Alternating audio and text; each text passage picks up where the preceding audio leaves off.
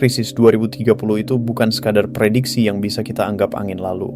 Bukan juga berita di media yang cuma bikin panik sebentar lalu kita lupa. Ini tentang pola yang mulai kelihatan sekarang, sinyal-sinyal halus tapi nyata dari sistem ekonomi yang diam-diam berubah. Yang bikin menarik sekaligus mengkhawatirkan adalah tanda-tandanya muncul dari hal yang selama ini kita anggap paling aman. Emas. Ya, emas. Aset yang selama ini kita puja sebagai pelindung kekayaan, sebagai benteng terakhir saat ekonomi goyah, sekarang mulai menampilkan gejala yang justru bisa jadi pertanda bahaya. Harga emas naik turun, grafik ditampilkan di media sosial dengan dramatis, dan banyak orang mulai heboh karena takut ketinggalan. Beli sekarang atau nanti rugi, begitu kata banyak orang. Tapi di balik hype itu ada pola psikologis yang sering luput dari perhatian. Ketika euforia retail muncul, paus dan investor besar diam-diam mulai mengatur langkahnya. Mereka tahu kapan harus masuk, kapan harus keluar, dan yang paling penting, mereka bisa menciptakan hype supaya orang biasa ikut panik beli.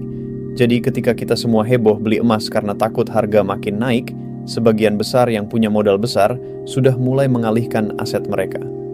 Ini bukan teori konspirasi, ini sejarah yang berulang. Setiap booming emas selalu diikuti retraksi keras. Lihat saja krisis emas tahun 1980, boom dan bust di 2011, bahkan pola yang sama terjadi di krisis komoditas lainnya. Retail selalu ikut arus, sementara mereka yang punya akses informasi jauh di depan menunggu momen yang tepat. Dan sekarang, di 2025, sinyal itu mulai muncul lagi. Harga emas antam per gram berkisar 2,2 hingga 2,4 juta rupiah, naik signifikan dibanding tahun sebelumnya. Banyak orang bilang, ini kesempatan emas, tapi jarang yang mengulik data lebih dalam. Kenaikan harga ini dikontrol sebagian besar oleh investor besar yang memanfaatkan informasi dan strategi jauh di depan kita. Mereka yang benar-benar paham pergerakan pasar tahu kapan hype akan berakhir, kapan panik massal akan dimulai, dan kapan harga emas bisa direbut kembali dengan murah. Pasar emas itu seperti panggung sandiwara, ada aktor utama yang menggerakkan cerita, dan kita hanya penonton yang kadang lupa membaca naskahnya. Krisis 2030 bukan cuma soal harga emas naik atau turun, tapi soal likuiditas uang, daya beli masyarakat, dan distribusi aset yang mulai timpang. Ketika uang kartal di masyarakat mulai menipis, dan orang-orang panik menjual emas untuk kebutuhan darurat, disitulah peluang bagi mereka yang punya modal besar. Mereka borong emas dengan harga rendah, sementara kita cuma bisa geleng kepala melihat harga yang kemarin kita buru kini mulai turun. Ini pola klasik yang terulang dari satu krisis ke krisis lain. Dan gue gak mau lo cuman panik atau takut. Kesadaran itu jauh lebih penting daripada cuan instan. Lo harus bisa bedain hype sama fakta, euforia sama data, dan cerita viral sama strategi nyata yang terjadi di balik layar. Dan semua itu bisa kita pelajari dari sejarah. Krisis 2008, krisis komoditas 2011, boom emas 1980, semuanya punya pola sama. Retail ikut arus. Investor besar menunggu momen, harga mencapai puncak semu, lalu retraksi. Bedanya sekarang informasi bergerak lebih cepat, hype bisa tercipta dalam hitungan jam, dan psikologi massa lebih mudah dimanipulasi. Jadi kalau lu cuma ngandelin media sosial atau YouTube influencer, lu bakal ketinggalan jauh. Ini bukan soal lu pinter atau enggak, tapi soal seberapa siap lu baca tanda-tanda pasar dan tetap rasional di tengah euforia. Nah, kenapa emas bisa jadi indikator krisis? Karena emas itu aset non-produktif. Dia nggak menghasilkan untung kalau cuma disimpan, dia cuma nilai simpanan. Ketika semua orang berbondong-bondong beli emas karena takut inflasi atau krisis, itu artinya kepercayaan masyarakat mulai bergeser dari sistem ekonomi nyata ke aset yang sifatnya spekulatif. Kepercayaan yang hilang pada uang tunai, investasi produktif, atau bisnis real akan menggoyahkan fondasi ekonomi. Ini yang gue maksud dengan sinyal awal krisis. Bukan sekadar harga emas naik, tapi psikologi kolektif mulai berubah, dan itu terjadi di depan mata kita. Dari sinyal itu, kita bisa belajar banyak. Belajar untuk tetap tenang, rasional, dan gak ikut arus tanpa strategi. Persiapkan uang dingin, aset fleksibel, dan pahami timing pasar.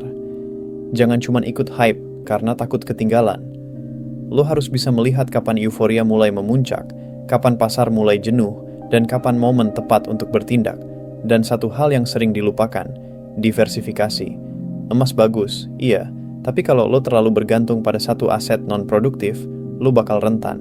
Masih ada properti, saham, obligasi, atau cash flow dari bisnis real yang bisa jadi pelindung. Jangan taruh semua telur di satu keranjang. Yang menarik dari sinyal krisis sekarang adalah kita bisa belajar dari perilaku orang kaya.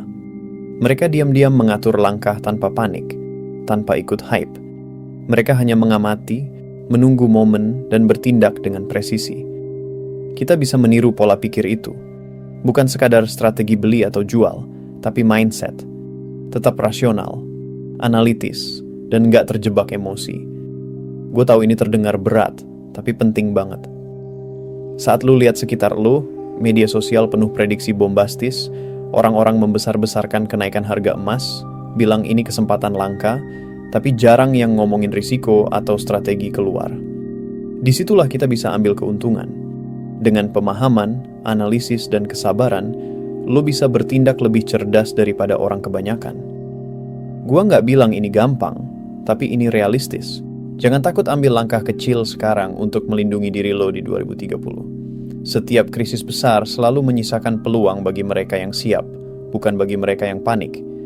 Dan yang menarik, pola ini bukan cuma soal emas atau keuangan. Ini soal bagaimana kita membaca tanda-tanda perubahan, psikologi massa, dan perilaku kolektif manusia. Kita harus belajar menavigasi bukan hanya pasar, tapi kehidupan itu sendiri. Kesadaran, strategi, dan disiplin mental lebih berharga daripada keuntungan sesaat. Dan gue nggak bisa cukup tekankan hal ini. Krisis itu bisa menakutkan, tapi juga guru terbaik bagi mereka yang mau belajar. Kalau lu peka terhadap sinyal sekarang, lu nggak cuma bertahan, tapi bisa memanfaatkan peluang ketika banyak orang panik. Jadi tetap tenang, tetap fokus, dan tetap kritis. Jangan biarkan hype atau ketakutan menguasai keputusan lo. Dunia berubah cepat, tapi kesempatan selalu ada bagi mereka yang mau belajar dan bertindak tepat. Lihat lagi skema pasar emas. Harga naik terlalu cepat itu bukan selalu pertanda baik. Bisa jadi itu tanda manipulasi pasar oleh investor besar atau hanya awal dari retraksi yang bakal bikin banyak orang rugi. Dan gue nggak bicara spekulasi kosong, ini mekanisme pasar yang berulang. Mereka yang paham membaca pola ini bisa menyelamatkan aset mereka, bahkan memanfaatkan situasi untuk keuntungan yang lebih besar. Intinya bukan panik, tapi memahami permainan. Di sisi lain, krisis 2030 juga menunjukkan pentingnya pendidikan finansial. Lo nggak bisa cuma berharap untung dari satu aset. Lo harus tahu tentang inflasi, distribusi aset, cash flow, risiko likuiditas, dan perilaku pasar. Pengetahuan itu senjata utama, jauh lebih efektif daripada ikut arus viral di media sosial. Dan jangan lupa soal mindset. Mindset ini yang bakal memisahkan antara mereka yang bertahan dan mereka yang hilang arah saat krisis tiba. Mindset untuk tetap rasional, tetap belajar, tetap sabar, dan tetap fleksibel menghadapi perubahan. Karena krisis sejati bukan hanya soal ekonomi, tapi soal kemampuan lo membaca realita dan bertindak tepat. Sekarang mari kita bicara tentang kesempatan. Karena selalu ada peluang di setiap krisis. Emas mungkin jatuh, properti mungkin stagnan, tapi bisnis real yang bisa generate cash flow akan tetap bergerak. Mereka yang bisa melihat celah ini, memanfaatkan kesempatan, dan tetap disiplin akan muncul lebih kuat. Jadi fokus lo bukan cuma di satu aset, tapi di pola, strategi, dan mindset. Jangan hanya mengejar tren, tapi pahami sistemnya. Dan satu hal lagi, jangan pernah meremehkan psikologi manusia. Pasar itu sebagian besar digerakkan oleh emosi, ketakutan, dan ketamakan. Kalau lo bisa tetap rasional ketika semua orang panik, lo punya keunggulan yang sangat besar. Sebaliknya, kalau lo ikut panik, lo bakal rugi. Dan ini terjadi berkali-kali di masa lalu. Jadi peringatan gue sederhana tapi keras. Jangan ikut arus. Jangan hanya melihat harga, tapi pahami siapa yang menggerakkan pasar dan mengapa. Itu jauh lebih penting daripada sekadar cuan sesaat. Di penutup, gue ingin lo ingat satu hal penting. Krisis itu bukan akhir dunia. Ini ujian, sekaligus peluang. Kalau lo belajar dari sinyal sekarang, lo bakal bisa bertahan, bahkan memanfaatkan situasi. Jadi tetap tenang, tetap rasional, tetap kritis. Jangan biarkan hype atau ketakutan menguasai keputusan lo. Dunia berubah cepat, tapi kesempatan selalu ada bagi mereka yang mau belajar dan bertindak dengan tepat. Dan kalau skrip ini membantu membuka mata lo dan bikin lo lebih sadar, bantu gua dengan like, share, dan subscribe. Biar orang lain juga bisa belajar. Nggak cuma ikut arus, tapi bisa menavigasi dunia finansial dengan kepala dingin dan hati yang siap. Ingat, di 2030 nanti, mereka yang sadar sekarang akan punya keunggulan yang nggak dimiliki kebanyakan orang. Ya, jadi mari kita bersiap, bukan dengan panik, tapi dengan strategi, kesadaran, dan ketenangan. Karena mereka yang mampu membaca sinyal, bertindak dengan tepat, dan tetap rasional, akan lebih dari sekadar bertahan, mereka akan berkembang.